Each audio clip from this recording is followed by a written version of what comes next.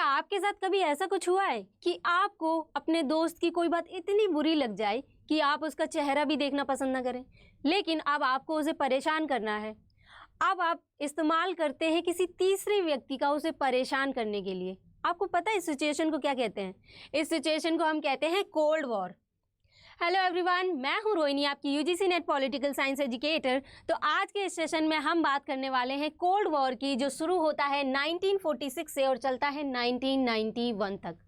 तो इस सेशन की हम शुरुआत करेंगे सबसे पहले कोल्ड वॉर के इंट्रोडक्शन के साथ। फिर हम बात कर रहे होंगे ट्रूमैन डॉक्ट्रिन, मार्शल प्लान और कोल्ड वॉर के दौरान हुए कुछ इवेंट्स की, जैसे Berlin crisis, Korean war, Cuban missile crisis, Vietnam war और डिटेंटे।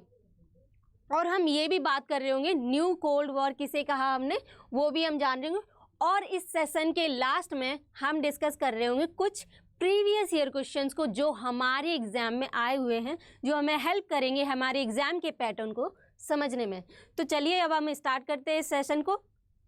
सबसे पहले हम कोल्ड वॉर के इंट्रोडक्शन की बात कर लेते हैं कि कोल्ड वॉर है क्या, कोल्ड वॉर का क्या इम्पैक्ट रहा है इंटरनेशनल रिलेशंस पर। तो कोल्ड वॉर एक ऐसा मेजर इवेंट है जिसने वर्ल्ड इंटरनेशनल रिलेशंस को ड्रास्टिकली इम्पैक्ट किया है। अब जब वर्ल्ड इंटरनेशनल रिलेशंस की बात आई है तो वर्ल्ड इंटरनेशनल रिलेशंस में पावर स्ट्रक्चर जो है, पावर ऑर्डर, वो बहुत ही ज़्यादा इम्पॉर्टेंट डायमेंशन है वर्ल्ड इंटरनेशनल रिलेशंस की। तो पावर स्ट्रक्चर की अगर हम बात करें तो वर्ल्ड वॉर सेकेंड शुरू होने से पहले ब्रिटेन और फ्रांस और कुछ यूरोपियन कंट्रीज़ पावर स्ट्रक्चर को डिफाइन करती थी। लेकिन जब वर्ल्ड वॉर सेकेंड समाप्त हो जाता है, ख़त्म हो जाता है, तब दो सुपर पावर इमर्ज होती हैं। अब वो दो सुपर पावर्स कौन कौन सी हैं? उसमें एक है यूएसए और दूसरी है यूएसएसआर, यानी कि अभी का रशिया। तो ये दो सुपर पावर्स इमर्ज होती हैं और एक तीसरा थर्ड वर्ल्ड कंट्रीज़ भी बन जाती हैं, जिनमें आती हैं नाम कंट्रीज़, यानी कि नॉन अलाइंड मूवमेंट कंट्रीज़। ये थर्ड वर्ल्ड कंट्रीज़ कहलाई जाती हैं। तो जब नाम कंट्रीज़ थर्ड वर्ल्ड कंट्रीज़ हैं तो फिर फर्स्ट वर्ल्ड और सेकेंड वर्ल्ड कंट्रीज़ कौन सी हुई? तो यूएसए को कहा गया first world country, first world. अब यूएसएसआर को कहा गया सेकेंड वर्ल्ड कंट्री, है ना। यूएसएसआर कौन सा? सेकेंड वर्ल्ड में आता है। और जो नाम कंट्रीज़ हैं वो आती हैं थर्ड वर्ल्ड में, थर्ड वर्ल्ड में। तो ये तीन मेजर वर्ल्ड में डिवाइड होता है वर्ल्ड, यानी कि फर्स्ट वर्ल्ड, सेकेंड वर्ल्ड और थर्ड वर्ल्ड। फर्स्ट वर्ल्ड में आता है यूएसए, सेकेंड वर्ल्ड में आता है यूएसएसआर और थर्ड वर्ल्ड में आती है नाम कंट्रीज़ जो ना यूएसए की तरफ है और ना ही यूएसएसआर की तरफ है। मतलब वो जैसे यूएसए और यूएसएसआर ये दो सुपर पावर्स हैं। अब जो थर्ड वर्ल्ड कंट्रीज़ हैं, नाम कंट्रीज़, वो ना तो यूएसए की तरफ हैं, यूएसएसआर की तरफ, और ना ही यूएसए की तरफ हैं। तो इसलिए इनको कहा गया non aligned movement countries, non aligned countries. अब हमने बात कर ली कि पावर स्ट्रक्चर क्या है, उसके बारे में हम जान लेते कि जो कोल्ड वॉर टर्म है उसे सबसे पहले यूज़ किसने किया, किसने ऑरिजिनेट किया इस वर्ड को? तो एक अमेरिकन थिंकर और राइटर हैं जिनका नाम है बर्नार्ड बरूच। वो first time cold war term का यूज़ करते हैं। लेकिन इन्होंने यूज़ तो कर लिया, अब इसे पॉपुलराइज कौन करता है? कैसे पता चलता है वर्ल्ड को कि कोल्ड वॉर जैसा टर्म भी एग्जिस्ट करता है? तो उसके लिए क्रेडिट जाता है वॉल्टर लिपमैन को। Walter Lipman. अब वॉल्टर लिपमैन इस कोल्ड वॉर टर्म को कैसे पॉपुलराइज करते हैं? वो एक नोवेल लिखते हैं जिसका नाम ही कोल्ड वॉर रख देते हैं। अब वॉल्टर लिपमैन एक नोवेल लिखते हैं जिसके थ्रू ये वर्ड पॉपुलराइज होता है, क्योंकि नोवेल का नाम ही कोल्ड वॉर है। तो जब ये नोवेल मार्केट में आती है तो ऑटोमेटिकली सब जगह ये जो वर्ड है या टर्म है कोल्ड वॉर वो फेमस हो जाता है। तो सबसे पहले यूज़ कौन करता है? बर्नार्ड बरूच यूज़ करते हैं इस टर्म को, लेकिन इसे पॉपुलर कौन बनाता है? इसे पॉपुलर बनाते हैं वॉल्टर लिपमैन। वॉल्टर लिपमैन, है ना। अब the situation of tensions and strains between the super powers, जैसे हमने स्टार्टिंग में बताया था कि जब आपके और आपके दोस्त के बीच में ऐसे तनाव की सिचुएशंस आ जाएं, स्ट्रेन्स की सिचुएशंस आ जाएं, उस कंडीशन को हम कोल्ड वॉर कह सकते हैं। अब जो कोल्ड वॉर का टर्म है, वो नोशन है, वो सजेस्ट करता है condition neither war nor piece. अब नीदर वॉर नॉर पीस क्यों कहा गया? इसको कोल्ड वॉर नाम ही क्यों दिया गया? वो इसलिए क्योंकि ये जो दो सुपर पावर हैं, यूएसए और यूएसएसआर, वो डायरेक्टली कन्फ्रंटेशन में नहीं आ रही हैं। मतलब इनकी जो मिलिट्री है वो डायरेक्ट कन्फ्रंटेशन नहीं कर रही है, बल्कि ये प्रॉक्सीज वॉर का इस्तेमाल कर रहे हैं।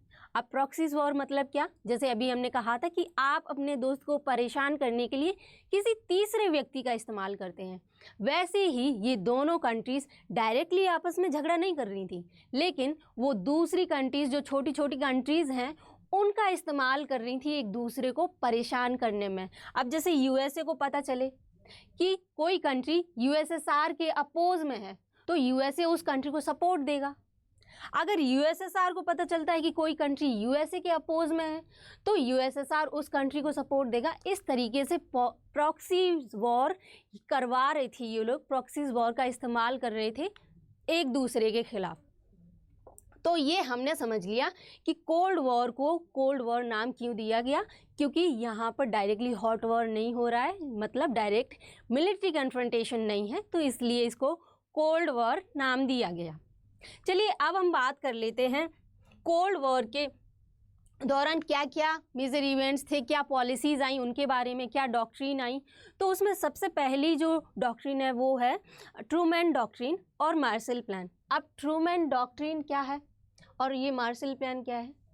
तो ट्रूमैन डॉक्ट्रिन में जो यूएसए के प्रेसिडेंट थे ट्रूमैन, जब वो देखते हैं कि कुछ कंट्रीज़ जो अपने डेमोक्रेटिक इस सिस्टम को या फिर गवर्नमेंट को फंक्शन करने में स्ट्रगल कर रही हैं और वो यूएसएसआर की तरफ रुझान रख रही हैं, अपना यूएसएसआर की तरफ होती जा रही हैं, तो फिर ट्रूमैन डिसाइड करते हैं कि हम एक डॉक्ट्रिन लेकर आते हैं। एक डॉक्ट्रिन लेकर आते हैं जिसमें ट्रूमैन ने 30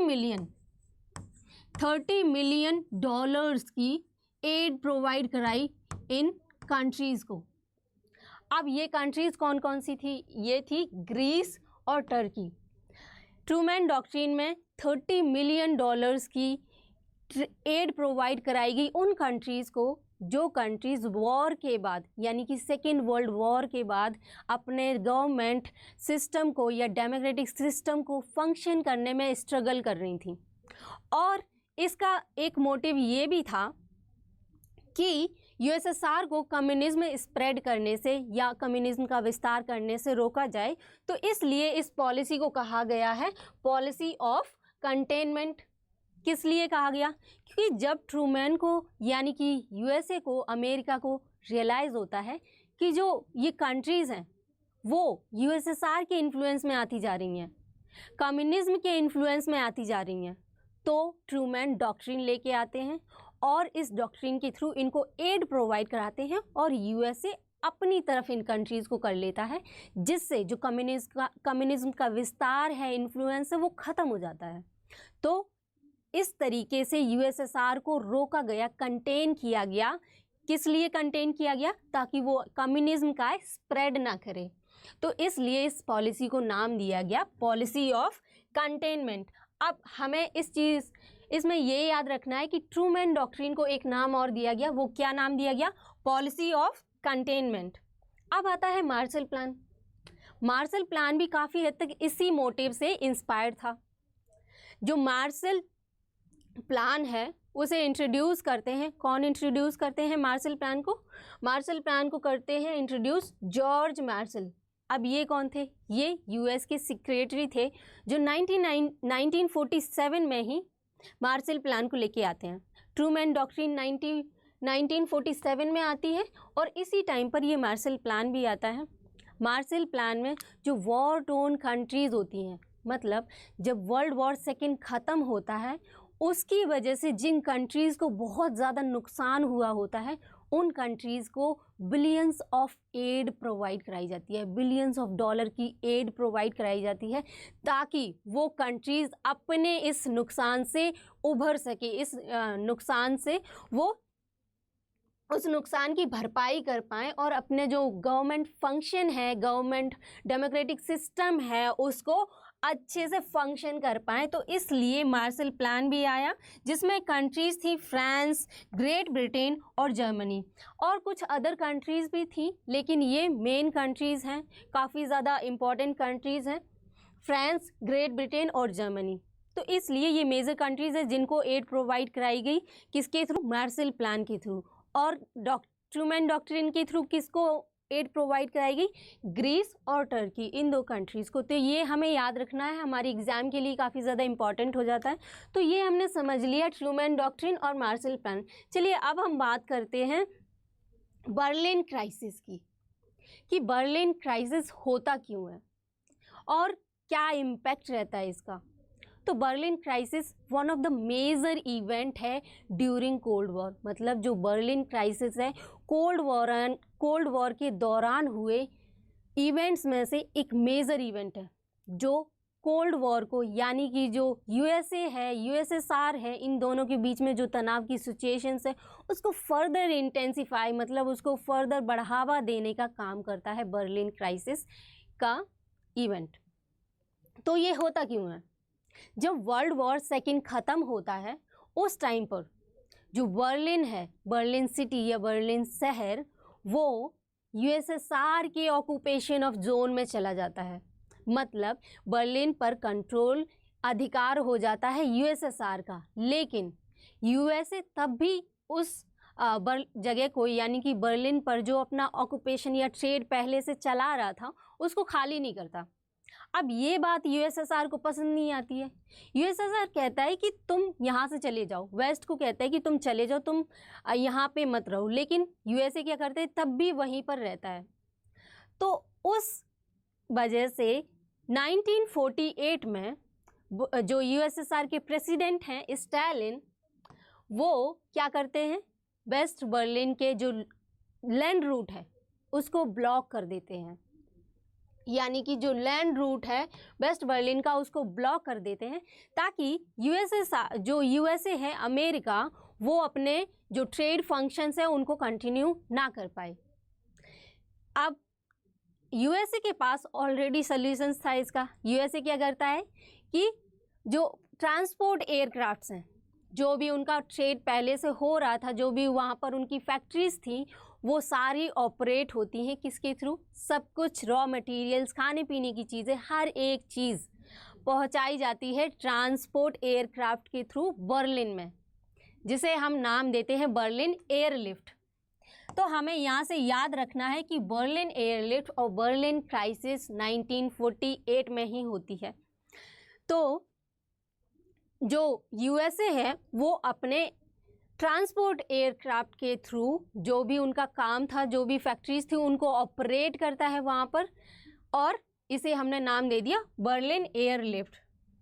फिर जब यूएसएसआर को समझ में आता है कि यूएसए नहीं जाने वाला यहाँ से, तो फिर यूएसएसआर यानी कि सोवियत संघ, सोवियत यूनियन फाइनली मान जाता है 1949 में, और जो रास्ता है उसको खोल देता है, बर्लिन ब्लॉकेड को रिमूव कर देता है, उस रास्ते को खोल देता है जो रास्ता वेस्ट जर्मनी को लिंक कर रहा था इस शहर से।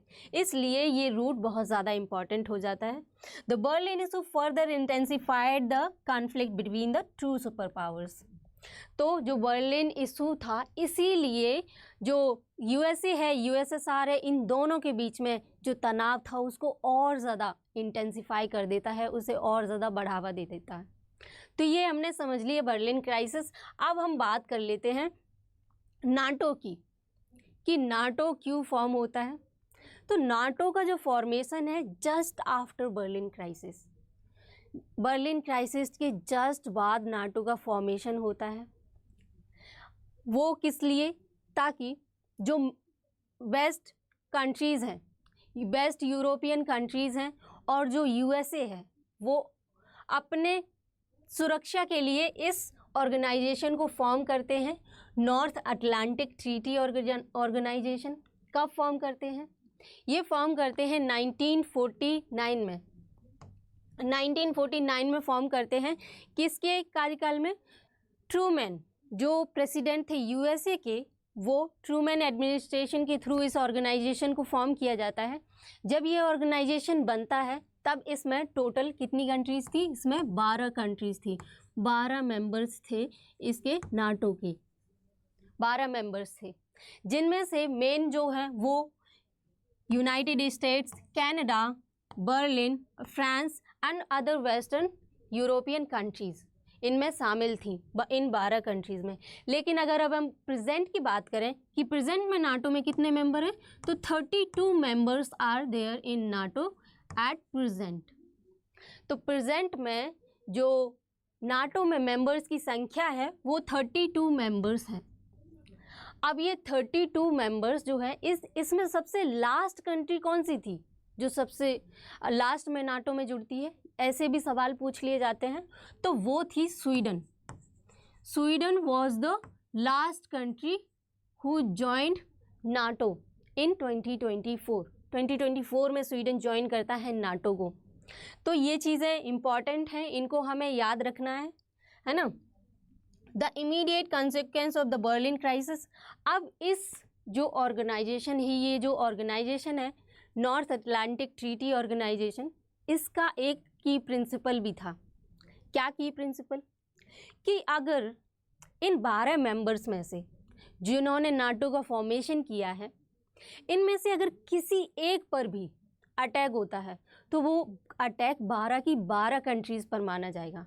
मतलब कि सपोज़ कनाडा पे किसी ने अटैक किया, कनाडा पे अगर यूएसएसआर ने अटैक कर दिया तो 12 की 12 कंट्रीज़ यूएसएसआर पर अटैक करेंगी, क्योंकि ये एक मिलिट्री अलायंस है। नाटो एक मिलिट्री अलायंस है जिसमें इनका की प्रिंसिपल है that an attack on one member would be treated as an attack on all. किसी एक पर किया गया अटैक सब पर अटैक माना जाएगा। ये इसका की प्रिंसिपल है। यूएसए ने तो नाटो फॉर्म कर दिया, अब इसकी रिस्पॉन्स में यूएसएसआर क्या करता है? तो यूएसएसआर 1955 में फॉर्म करता है वार्सा पैक्ट।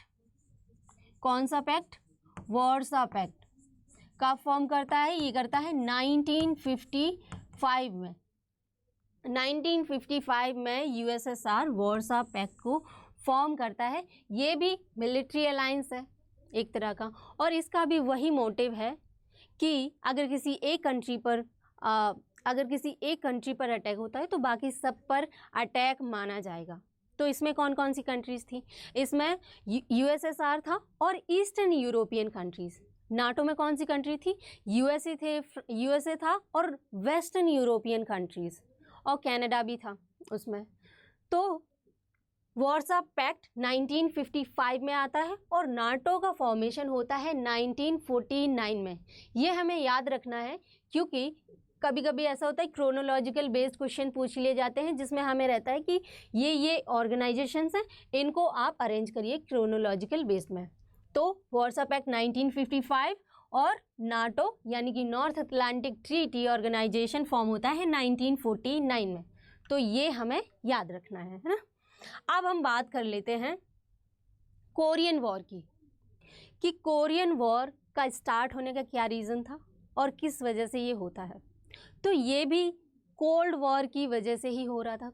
एक टाइप का प्रॉक्सी वॉर ही हम कह सकते हैं, क्योंकि यूएसए और यूएसएसआर डायरेक्टली तो कन्फ्रंटेशन में नहीं थे, लेकिन जो छोटी कंट्रीज़ हैं और अदर कंट्रीज़ हैं उनको आपस में लड़वा रही थी। तो इसमें क्या होता है, 1949 में जो चाइना है वो कम्युनिस्ट के कंट्रोल में आ जाती है। कम्युनिस्ट उस पर कब्जा कर लेते हैं चाइना पर और फॉर्म करते हैं पीपल्स रिपब्लिक ऑफ चाइना। 1949 में कम्युनिस्ट चाइना पर कंट्रोल कर लेते हैं और फॉर्म करते हैं पीपल्स रिपब्लिक ऑफ चाइना। जब पीपल्स रिपब्लिक ऑफ चाइना का फॉर्मेशन होता है तो जो कोरिया है वो 2 पार्ट में डिवाइड हो जाती है, नॉर्थ कोरिया और साउथ कोरिया। नॉर्थ कोरिया और साउथ कोरिया में डिवाइड हो जाती है। तो जो नॉर्थ कोरिया है उसको सपोर्ट मिलता है कम्युनिस्ट का, और जो साउथ कोरिया है उसको सपोर्ट मिलता है यूएसए का। अब नॉर्थ कोरिया 1950 में नॉर्थ कोरिया अटैक करती है साउथ कोरिया के ऊपर, और ये जो वॉर है वो चलता है 3 साल तक, 1953 तक। जब 1953 तक ये वॉर चलता है, जब तक युद्ध विराम की ट्रीटी साइन नहीं होती, यानी कि आर्मिस्टाइस साइन होता है 1953 में, तब तक ये वॉर चलता रहता है। तो इसमें हमें याद रखना है कि जो कोरियन वॉर है वो स्टार्ट कब होता है, वो स्टार्ट होता है 1950 में, क्योंकि नॉर्थ कोरिया तभी अटैक करती है साउथ कोरिया पर, और ये वॉर चलता कब तक है, चलता है 1953 तक। तो इसलिए हमें कोरियन वॉर में ये याद रखना है ना।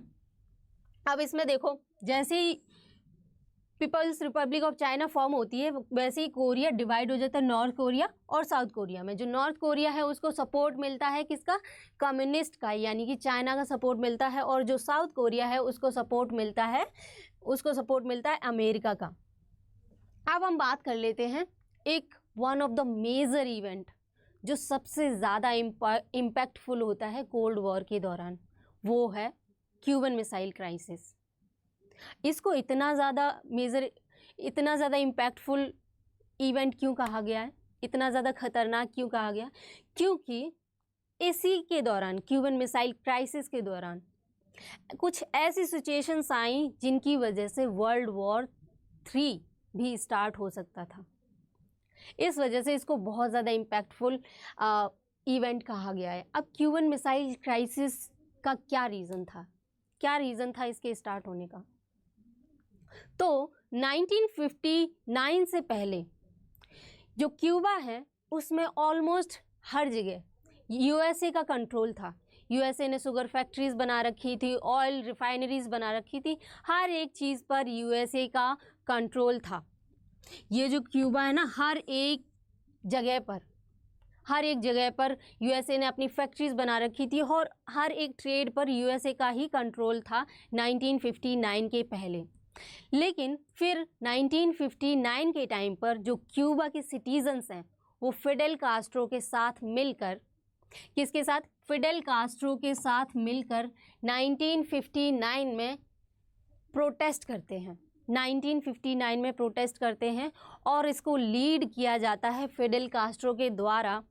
ये है फिडेल कास्ट्रो, इनके द्वारा लीड किया जाता है इस प्रोटेस्ट को, और फिडेल कास्ट्रो कामयाब हो जाते हैं। क्यूबन जो फैक्ट्रीज़ हैं, क्यूबा में जो फैक्ट्रीज़ बनाई थी अमेरिका ने, ऑयल रिफाइनरीज थी, शुगर मिल्स थी, उन सब पर यूएसए का कंट्रोल ख़त्म हो जाता है, और जो फिडेल कास्ट्रो हैं वो अपना कब्जा कर लेते हैं और पावर में आ जाते हैं क्यूबा में फिडेल कास्ट्रो। तब इस वजह से जो 1961 में यूएसए के प्रेसिडेंट बनते हैं जॉन एफ कैनेडी।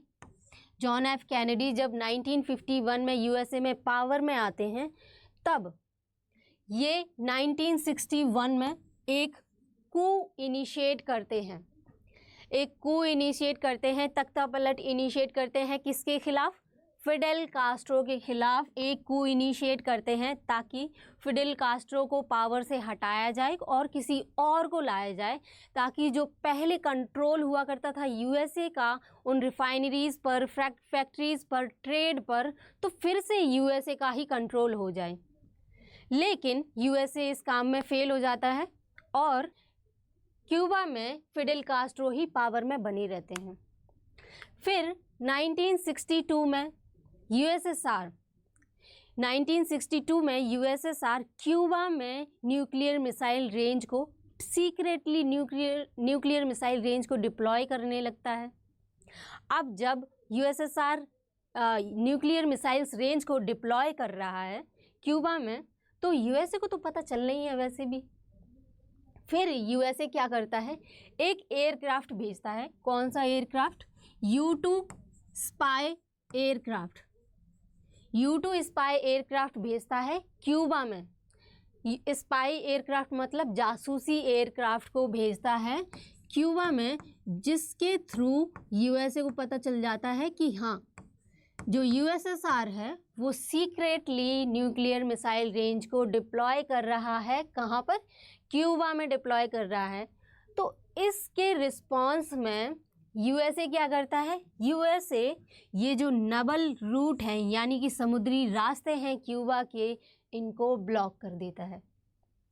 पहले किसने ब्लॉक किया था? पहले रास्ते ब्लॉक किए थे यूएसएसआर ने। कहाँ पे किए थे? बर्लिन में। बर्लिन ब्लॉकेड हमने जैसे नाम दिया था। अब कौन ब्लॉक कर रहा है? अब यूएसए यानी कि अमेरिका क्यूबा के जो नेवल रूट्स हैं, समुद्री रास्ते हैं, उनको ब्लॉक कर दे रहा है और इसको नाम दिया गया नेवल ब्लॉकेड ऑफ क्यूबा। किस वजह से नेवल ब्लॉक किया गया? समुद्री रास्ते क्यों बंद किए गए? वो इसलिए ताकि जो यूएसएसआर है वो शिपमेंट यानी कि मिसाइल्स के जो शिप्स जा रहे हैं, यहाँ से अगर कहीं जा रहे हैं मिसाइल के शिप क्यूबा में, तो वो वापस आ जाए। तो फाइनली यूएसएसआर के प्रेसिडेंट मान जाते हैं और जो मिसाइल के शिप्स थे जिनमें मिसाइल्स थी वो वापस ले लेते हैं। तो इस वजह से जो वर्ल्ड वॉर 3 था वो होने से टल गया। तो ये था क्यूबन मिसाइल क्राइसिस। अब इसमें हमें याद क्या रखना है? इसमें हमें याद रखना है कि कब जॉन एफ कैनेडी पावर में आते हैं। जॉन एफ कैनेडी आते हैं पावर में 1961 में। और क्यूबा कब डिप्लॉय करता है nuclear missile range? Cuba deploy करता है 1962 में। और U2 स्पाई एयरक्राफ्ट कब शॉट किया जाता है? वो भी किया जाता है 1962 में। U2 aircraft, spy aircraft. तो ये था क्यूबन मिसाइल क्राइसिस। अब हम बात कर लेते हैं वियतनाम वॉर की, कि वियतनाम वॉर क्यों होता है।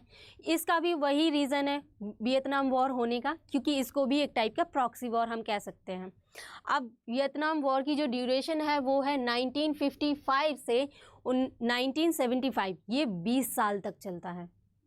वियतनाम में भी जैसे कोरिया में हुआ था कि जो कोरिया है वो नॉर्थ कोरिया और साउथ कोरिया में डिवाइड हो जाता है, वैसे ही वियतनाम भी नॉर्थ वियतनाम और साउथ वियतनाम में डिवाइड हो जाता है। और जो नॉर्थ वियतनाम है वो उसको सपोर्ट मिलता है यूएसएसआर और चाइना का, यानी कि सोवियत यूनियन और चाइना का, कम्युनिस्ट का। और जो साउथ कोरिया है उसको सपोर्ट मिलता है यूनाइटेड स्टेट्स का, यानी कि अमेरिका का सपोर्ट मिलता है इस वियतनाम वॉर में। जब वियतनाम वॉर में ये नॉर्थ वियतनाम और साउथ वियतनाम आपस में वॉर कर रहे होते हैं, तो इन दोनों को, जैसे मैंने बताया था ना कि हमने बात की थी कि जो अगर यूएसएसआर के अपोज में कोई है तो उसे यूएसए सपोर्ट करेगा, और यूएसए के अपोज में कोई है तो उसको यूएसएसआर सपोर्ट करेगा। तो जो नॉर्थ वियतनाम है वो अपोज कर रहा था यूएसए को, कैपिटलिस्ट आइडियोलॉजी को अपोज कर रहा था। और जो साउथ वियतनाम है वो सपोर्ट कर रहा था कम्युनिज्म आइडियोलॉजी को। अब ये कैपिटलिस्ट आइडियोलॉजी और कम्युनिज्म आइडियोलॉजी क्या है? कैपिटलिस्ट आइडियोलॉजी है कि यूएसए चाहता है कि फ्री ट्रेड को ज़्यादा से ज़्यादा बढ़ावा दिया जाए। मतलब अगर किसी देश में कहीं दूसरे देश से सामान इंपोर्ट होता है तो उस पर कोई टैक्स न लगाया जाए। उस टाइम पर ये कैपिटलिस्ट आइडियोलॉजी थी कि फ्री ट्रेड ऐसे हो और प्राइवेट ओनरशिप उसको बढ़ावा दिया जाए। तो ये कैपिटलिस्ट आइडियोलॉजी है। अब कम्युनिज्म आइडियोलॉजी क्या है? कम्युनिज्म आइडियोलॉजी कहती है कि हमें जो रिसोर्सेज हैं उन पर सबका अधिकार होना चाहिए, किसी एक की प्राइवेट ओनरशिप नहीं होनी चाहिए। तो ये कम्युनिज्म आइडियोलॉजी कहती है। अब कम्युनिज्म को सपोर्ट करता है नॉर्थ वियतनाम, तो इसलिए उसको नॉर्थ वियतनाम को सपोर्ट मिलता है यूएसएसआर का और चाइना का सपोर्ट मिलता है। और जो साउथ वियतनाम है वो सपोर्ट करता है यूएसए को, यानी कि कैपिटलिस्ट आइडियोलॉजी को, इसलिए उसे यूनाइटेड स्टेट्स का सपोर्ट मिलता है। अब इसका भी वही रीज़न है, cold war rivalry, USA versus USSR and China, spread of communism versus communist policy. तो ये हमने समझ लिया वियतनाम वॉर। अब हम बात कर लेते हैं डिटेंट पीरियड की, कि डिटेंट पीरियड आखिर में होता क्या है। तो डिटेंट पीरियड की अगर हम बात करें तो डिटेंट मतलब जब इतना सब कुछ हो रहा था, इतने सारे प्रॉक्सीज वॉर हो रहे थे और एक दूसरे के लिए रास्ते रोके जा रहे थे। कोई नेवल ब्लॉकेट कर रहा है तो कोई बर्लिन ब्लॉकेट कर रहा है।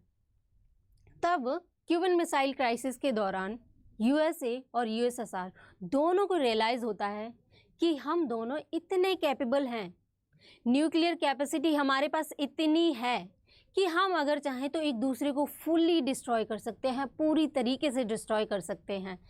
तो इस रियलाइजेशन की वजह से दोनों में थोड़े जो तनाव होते हैं वो कम होने लगते हैं। जब तनाव कम होने लगता है तो उसी पीरियड को, उसी टाइम ड्यूरेशन को हमने नाम दे दिया डिटेंटे का। अब इस टाइम पीरियड में यूएस के जो रिलेशंस हैं वो चाइना के साथ और यूएसएसआर इन दोनों के साथ में अच्छे होने लगते हैं, ग्रेजुअली धीरे धीरे सुधरने लगते हैं। तो इसलिए इसको नाम दिया गया डिटेंटे period. All this led to new phase in the superpowers relations which was marked by the lessening of tensions known as detente। जब टेंशन्स कम होने लगती हैं, तनाव कम होने लगता है तो उसको हमने नाम दे दिया डिटेंटे। अब इसी टाइम पीरियड के दौरान, डिटेंटे पीरियड के ही दौरान कुछ आर्म्स लिमिटेशंस टॉक्स भी साइन होती हैं, जिसमें फर्स्ट ट्रीटी है सॉल्ट ट्रीटी, यानी कि स्ट्रेटजिक आर्म लिमिटेशंस टॉक्स। ये कब साइन होती है? ये होती है 1972 में। ये फर्स्ट सॉल्ट टॉक है, फर्स्ट। अब आर्म्स लिमिटेशंस क्यों? क्योंकि कोल्ड वॉर के दो फीचर्स हैं ऐसे, एक आर्म्स रेस और दूसरा है mad, MAD, mutual assured destruction. मतलब इन दोनों को पता होता है कि हाँ, हम एक दूसरे को डिस्ट्रॉय कर सकते हैं, हमारे पास इतनी कैपेबिलिटी है, तो हमने उसे नाम दिया म्यूचुअल अश्योर्ड डिस्ट्रक्शन यानी कि मैड। और जो आर्म्स रेस है, अगर हम बात करें आर्म्स रेस की, आर्म्स रेस क्या होता है? आर्म्स रेस में दोनों ही कंट्रीज़, यूएसएसआर भी और यूएसए भी, दोनों ही सुपर पावर्स आर्म्स यानी कि वेपन्स को इकट्ठा करने में लगी हुई होती हैं। जैसे बचपन में अगर मतलब जनरली बच्चे ऐसा करते हैं, मैंने भी किया था, शायद आपने भी ऐसा किया हो, कि अगर आपके सिबलिंग में से किसी को भी मम्मी पापा ने, आपके पेरेंट्स ने कपड़े दिला दिए है ना, और आपको नहीं दिलाए, फिर आपका क्या रहता है रिस्पॉन्स उस पर कि आपने उसको दिला दिए, मुझे नहीं दिलाए, अब मुझे भी चाहिए। तो यहाँ पर क्या रेस चल रही है? यहाँ पर क्लॉथ रेस चल रही है, कपड़ों की रेस चल रही है। लेकिन आर्म्स रेस क्या होती है? आर्म्स रेस में भी यही था कि अगर यूएसए ने कोई वेपन डेवलप कर लिया, यूएसए ने कोई टेक्नोलॉजी डेवलप कर ली, तो यूएसएसआर का था कि अब मुझे भी ये टेक्नोलॉजी चाहिए, मुझे भी इस टेक्नोलॉजी को डेवलप करना है। तो दोनों ही रेस में लगे हुए थे कि किसी के पास ज़्यादा ना हो जाए। जैसे न्यूक्लियर पावर यूएसए ने पहले डेवलप कर लिया, तो यूएसएसआर ने भी डेवलप किया न्यूक्लियर पावर, न्यूक्लियर मिसाइल्स को। तो वैसे ही जब यूएसएसआर अगर कोई नई टेक्नोलॉजी डेवलप कर लेती है, तो नए वेपन्स डेवलप कर लेती है, तो वैसे ही यूएसए को भी चाहिए था कि हमारे पास भी हो, ये वेपन होना चाहिए। तो इसे हमने नाम दे दिया आर्म्स रेस, क्योंकि हम इसमें रेस लगा रहे हैं कि किसके पास ज़्यादा आर्म्स है, किसके पास ज़्यादा वेपन्स हैं। तो इसे हमने कहा आर्म्स रेस। अब इसी आर्म्स रेस को लिमिट करने के लिए डिटेंटे पीरियड में ये एग्रीमेंट साइन होता है, स्ट्रेटजिक आर्म्स लिमिटेशंस टॉक्स। जो फर्स्ट है वो साइन होता है 1972 में, और सेकंड सॉल्ट साइन होता है, सॉल्ट सेकंड साइन होता है 1979 में, है ना। 1979 में सॉल्ट सेकंड साइन होता है। तो ये हमने डिटेंटे पीरियड की बात कर ली। अब हम बात कर लेते हैं कि डिटेंटे पीरियड जब फेल हो जाता है उसके बाद क्या होता है। मतलब हर बार तो एक जैसी सिचुएशंस रहेगी नहीं। पहले उनके बीच तनाव था, फिर तनाव के बाद कुछ ऐसी कंडीशंस आई जहाँ पर तनाव कम हो गया। अब जब तनाव कम हुआ है, फिर से कुछ तनाव की सिचुएशंस बढ़ने लगती हैं, क्योंकि आइडियोलॉजिकल डिफरेंसेस थे किसी को आइडियोलॉजिकल डिफरेंसेस कैसे थे कि यूएसए जो है वो कैपिटलिस्ट को बढ़ावा देता था और जो यूएसएसआर है वो कम्युनिज्म को बढ़ावा देता है। तो जब आइडियोलॉजिकल डिफरेंसेस होते हैं किन्हीं दो व्यक्ति या फिर दो देशों के बीच में, तो वो एक साथ चल ही नहीं सकते। तो उनके बीच के जो शांति का वातावरण था, यानी कि जो शांति की सिचुएशन आई थी, डिटेंटी का पीरियड आया था, वो भी फेल हो गया इसी वजह से। तो जब डिटेंटी का पीरियड फेल होता है और फिर से तनाव की सिचुएशंस आती हैं, तो उसे हम नाम देते हैं न्यू कोल्ड वॉर का। उसे हमने नाम दिया न्यू कोल्ड वॉर का। अब ये सिचुएशंस कब की थी? ये 1980s के टाइम की थी। The period of tensions during the 1980s, particularly the first term of the president Reagan. इस टाइम पर जो प्रेसिडेंट थे वो रीगन थे। उन्हीं के फर्स्ट टर्म में इस पीरियड को हमने नाम दे दिया new cold war. Has been described as the second cold war, या फिर सेकेंड कोल्ड वॉर कह लो या न्यू कोल्ड वॉर कह लो। ये पीरियड कब का था? ये था 1980s का पीरियड, न्यू कोल्ड वॉर का। अब फिर से यूएसएसआर में प्रेसिडेंट बदलते हैं। यूएसएसआर में 1985 में एक प्रेसिडेंट आते हैं जिनका नाम है मिखाइल गोर्बाचेव। 1985 में यूएसएसआर में मिखाइल गोर्बाचेव पावर एज्यूम करते हैं। अब ये कहते हैं कि हम यूएसए यानी कि अमेरिका के साथ compete नहीं कर सकते। क्यों नहीं कर सकते compete? ये कहते हैं क्योंकि हमारे पास रिसोर्सेज जो हैं, इकोनॉमिक रिसोर्सेज जो हैं, वो लिमिटेड हैं। अगर हम वेपन्स में लगाएंगे इन्हीं रिसोर्सेज को तो हम वेलफेयर कैसे करेंगे? तो इसलिए हमें फोकस करना चाहिए हमारे जो कंट्री के सिटीजन्स हैं उनके वेलफेयर पर, इंस्टेड ऑफ अज्यूमिंग और अमासिंग द आर्म्स को इकट्ठे या फिर वेपन्स को इकट्ठा करने की बजाय हमें हमारे सिटीजन्स के वेलफेयर पर फोकस करना चाहिए। तो वो कुछ रिफॉर्म्स लेकर आते हैं। वो कौन सी रिफॉर्म्स लेकर आते हैं? एक उसमें है ग्लासनोस्ट रिफॉर्म लेकर आते हैं। अब ये ग्लासनोस्ट में क्या होता है?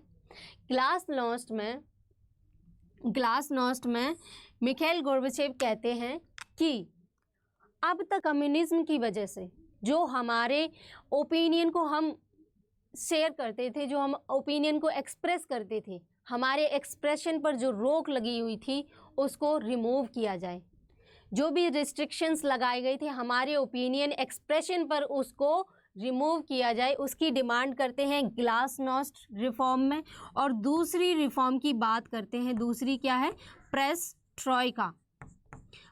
ट्रॉइका रिफॉर्म की बात करते हैं।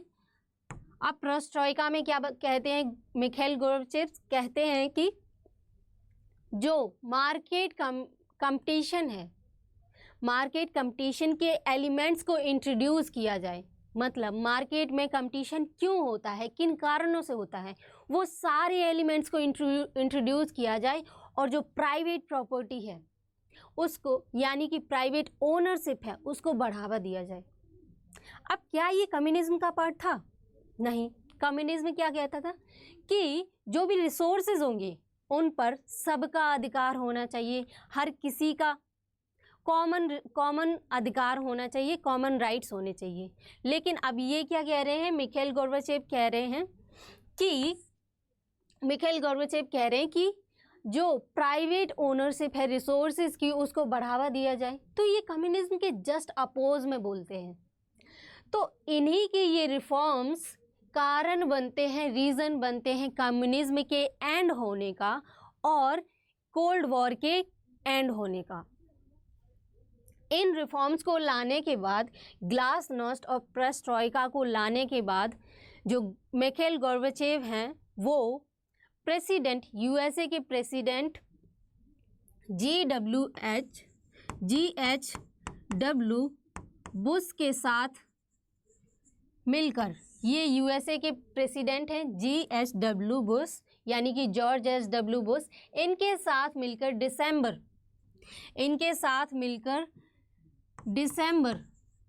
1989 में डिक्लेयर करते हैं कि हम कोल्ड वॉर को ख़त्म कर रहे हैं। ये डिक्लेयर करते हैं कि कोल्ड वॉर ख़त्म हो गया है। कौन डिक्लेयर करता है? GWS Bush, Mikhail Gorbachev. कब डिक्लेयर करते हैं? 1989 में डिक्लेयर करते हैं कि कोल्ड वॉर समाप्त हो गया है। और फाइनली इन 1991 में यूएसएसआर का डिसइंटीग्रेशन हो जाता है। यूएसएसआर 15 अलग अलग इंडिपेंडेंट स्टेट्स में बंट जाता है। 15 अलग अलग स्वतंत्र राज्यों में यूएसएसआर जो सोवियत यूनियन था वो बंट जाता है। कब? 1991 में। तो इसमें हमें याद क्या रखना है? सबसे इम्पोर्टेंट एंड पहली चीज़ जो है वो रखनी है कि यूएसएसआर का डिसइंटीग्रेशन कब होता है? यूएसएसआर का डिसइंटीग्रेशन होता है 1991 में।